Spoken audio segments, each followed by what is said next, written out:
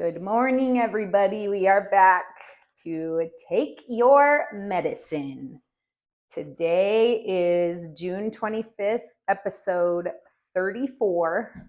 And I already crossed it off because I started an intro and said something that I felt like I probably shouldn't say. So I started over. So here we are again, episode 34 of Take Your Medicine. Grateful to be here. I am feeling a lot of ungroundedness this morning. And as I was meditating last night, I was laying in bed and just closing my eyes and breathing deeply and noticing the thoughts that were going on in my head. And I wasn't trying to stop them. I was simply noticing them. And there were so many chaotic thoughts happening, so many angry thoughts happening. There's just a lot going on in our lives right now. And sometimes with lots of teenagers and a lot going on with each one of our children, it starts to feel very overwhelming. And I'm so grateful that I have 3 co-parents who we have really made a lot of progress on how we are able to work together in parenting these precious babies of ours.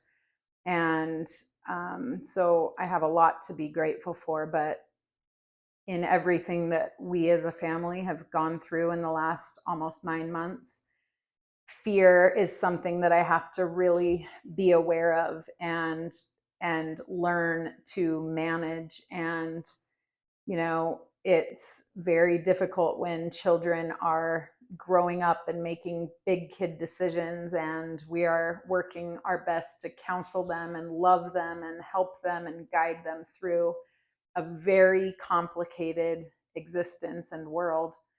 And yesterday I had the thoughts, and I was counseling with one of my children, and I was telling them, like, the more you deny the subtle energies, the spiritual side of yourself, the more you choose not to notice the signs that the universe is always sending you to guide you through, the more closed off to them and the more hardened you will become, and the more numb you will become, and the less joyful and the less happy you will become. And so it's important that even when things are feeling really, really difficult, that I learn to stay open and that I learn to see the beauty in every part of life, including the storms, and that I still continue to look for signs and look for guidance and look for the beauty and look for the subtle energies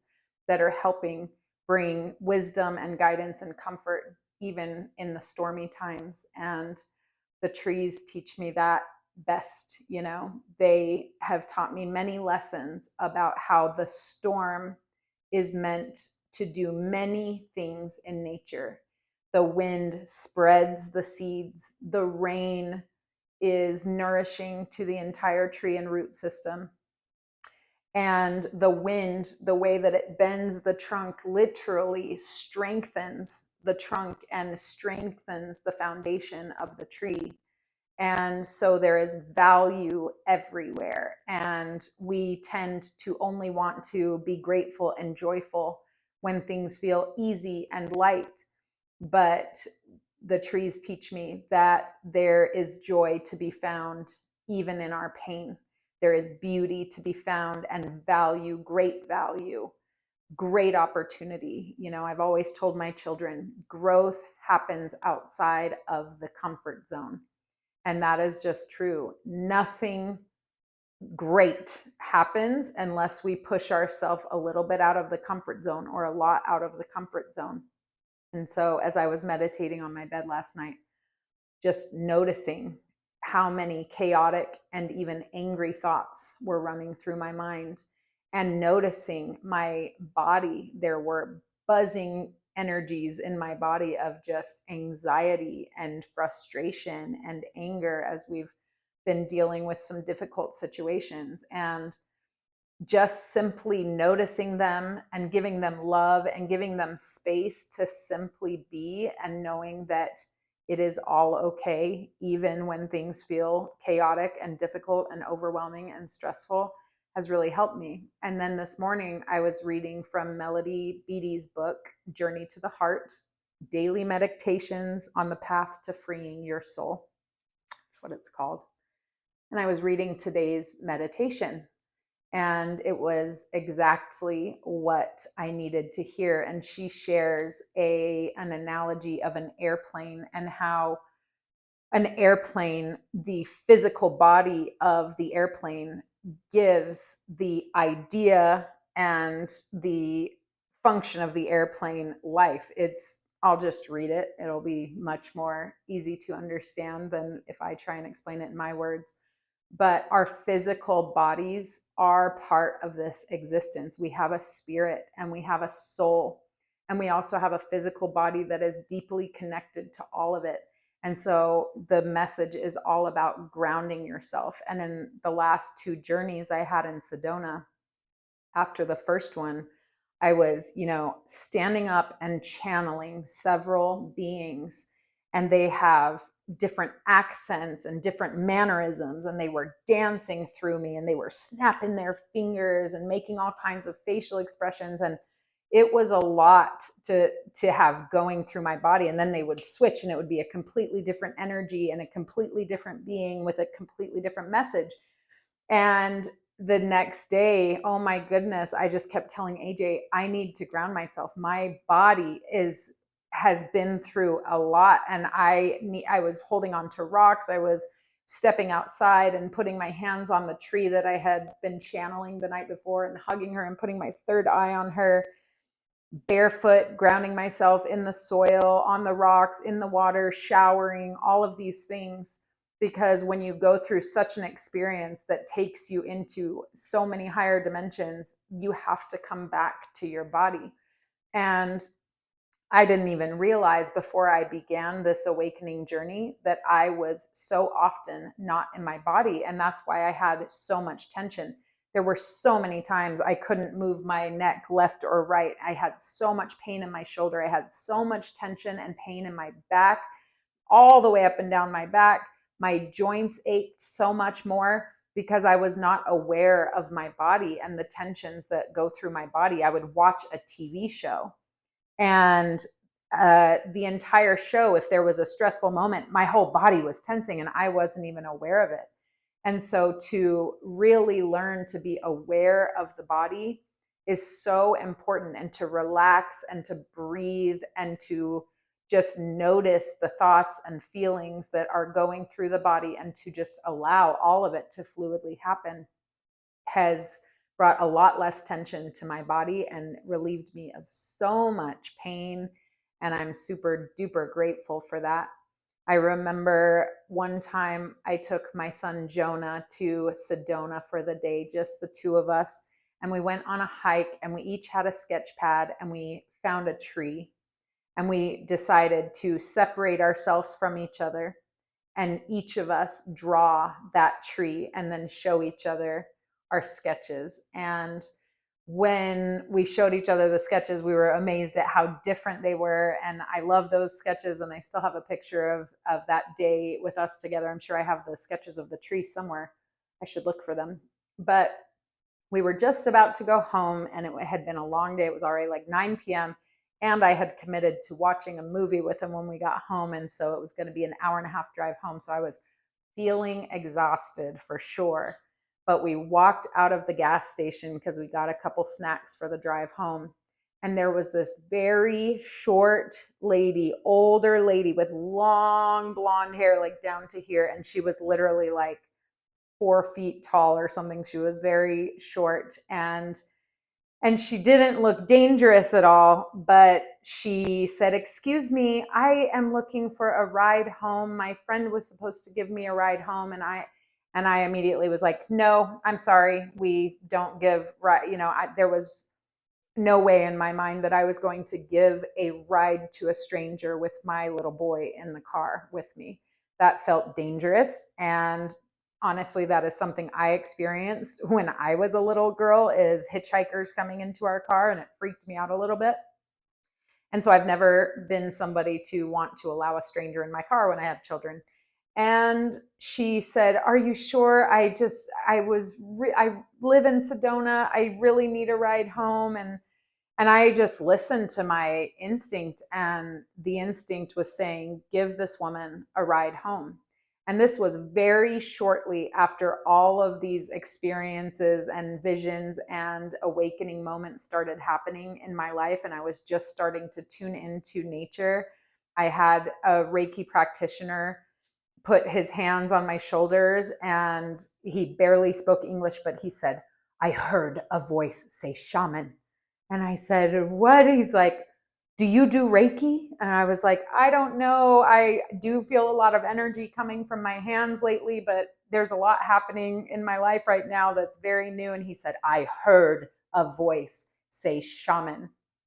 And he actually asked me to go and perform Reiki that same day at his Reiki studio. And it was such a cool experience. I did it even though I was totally scared, and I had never performed Reiki on anybody but AJ, and I didn't know what I was doing, but I followed my intuition, and I happened to be doing very similar things to what all of these other very experienced Reiki practitioners were doing. And so that was a really cool experience. And shortly after, this man said, "I heard a voice say shaman."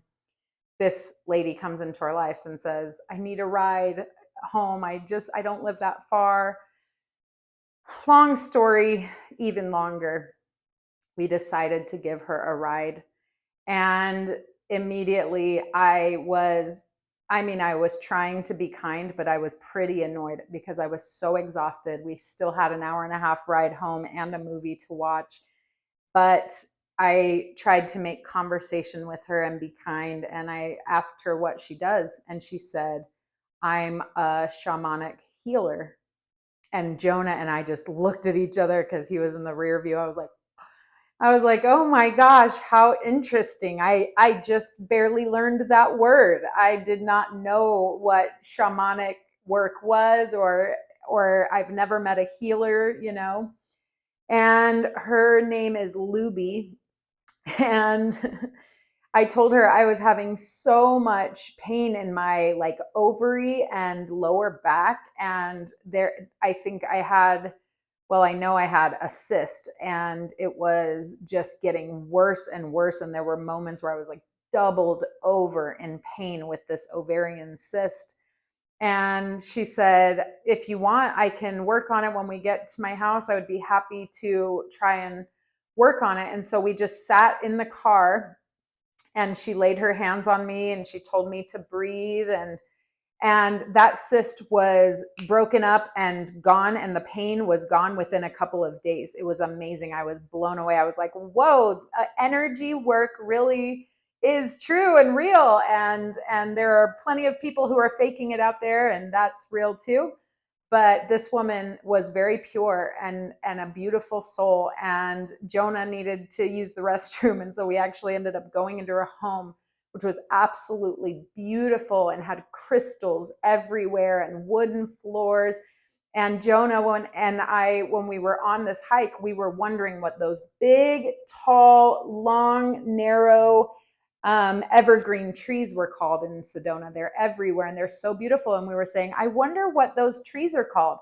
And as we pulled up to her house, she said, "I have my cypress trees here." And it was the exact kind of tree that we were wondering. And there was one other kind of tree that had these little fruits on it that looked like cherries, but not quite.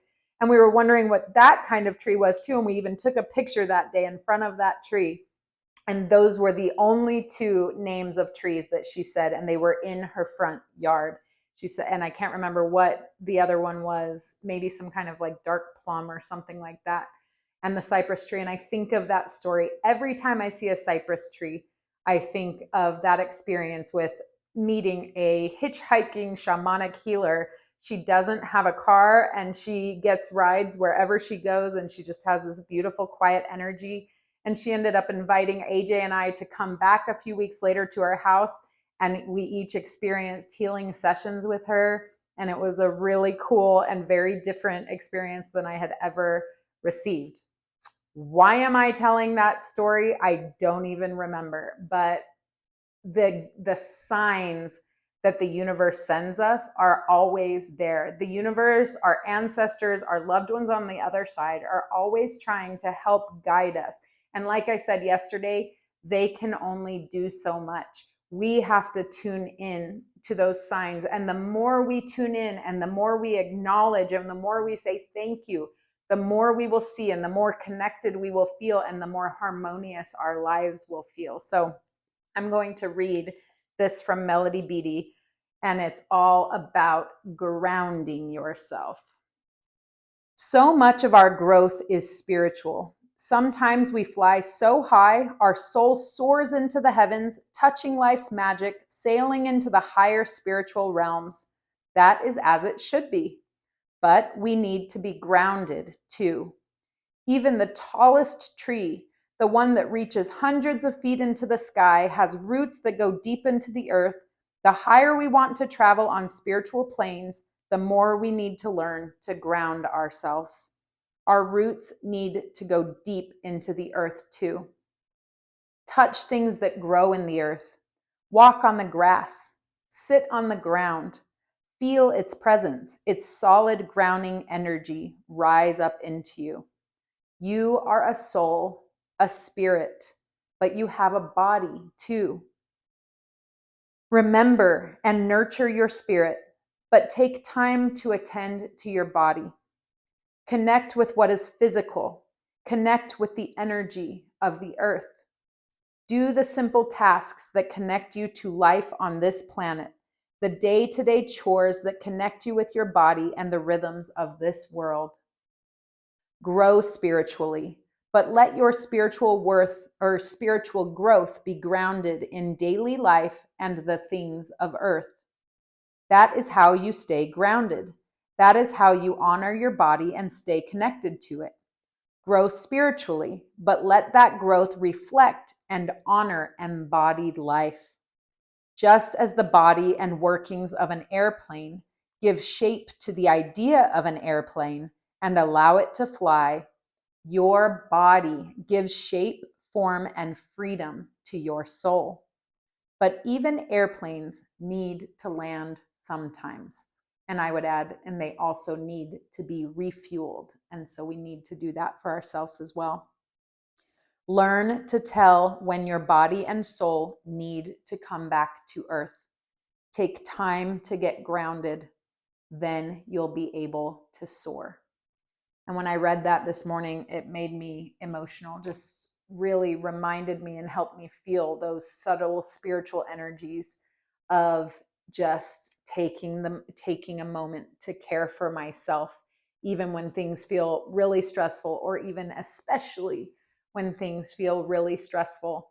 Go outside, touch a tree, hug a tree, sit on the earth, lay on the earth, put your feet in the earth, and stay connected to your body.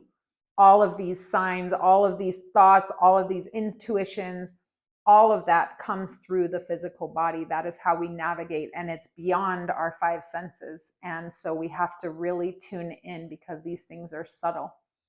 All right, before I go, I'm going to pull one more card because I am just feeling so connected to the animals and the animal spirits lately. And I feel like they have so much to teach us. Each animal has so many lessons for us to learn on our journey here.